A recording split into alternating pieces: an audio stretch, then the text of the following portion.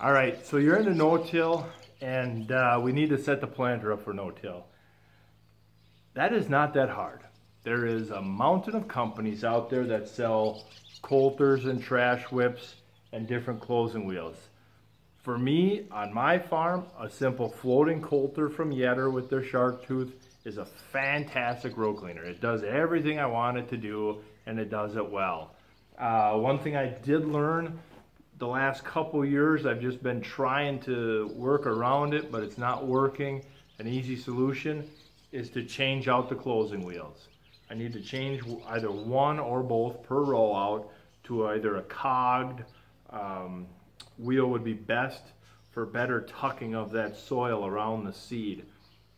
What I've noticed in no-till with the planter is that soil structure is so much better, is that when that opener opens that slot, that V, the seed gets tucked down in there, but that soil has such structure that when the closing wheels come by to close the V, it doesn't close that easily or that well. And so I think a closing wheel of a cog or a finger type closing wheel to bust that sidewall up better would just help me out a lot. Down pressure, if you had some type of pneumatic down pressure, a basic pneumatic down pressure is good enough. Some down pressure springs that have some type of known adjustment to them, that would work very well too. But you want to do something for down pressure as well, because the soil might be just that little bit firmer. We got a couple spots where the no-till, I ended up at 200 pounds of down pressure per row just to get it into the ground and hold that depth. And so them are little things you got to play with and check.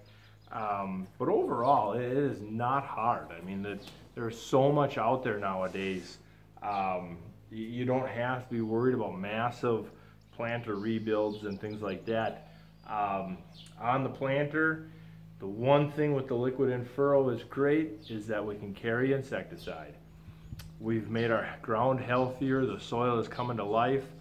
Part of that life is grubs and wireworms and cutworms and all these other worms that love to eat our seed, its young roots, or its young plant.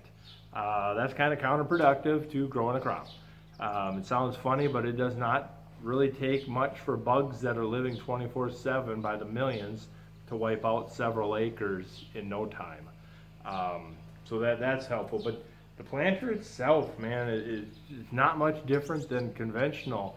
You just keep it in good shape and kind of learn what works for your soil. Maybe you do need a coulter in front of the trash whips to do a good job. Just baby step it or go all in on getting the planter set up, but do it right. Research, find your neighbors, find somebody close by. You know your ground. It ain't hard to talk to these manufacturers. They're more than happy to tell you, and a lot of them, I know Dawn and some of these Yetters and stuff, they're more than happy to get a guy out there to look at your ground to help you figure out what's going to work best for you. Work with them. They're great resources to help you make the best of your no-till planting.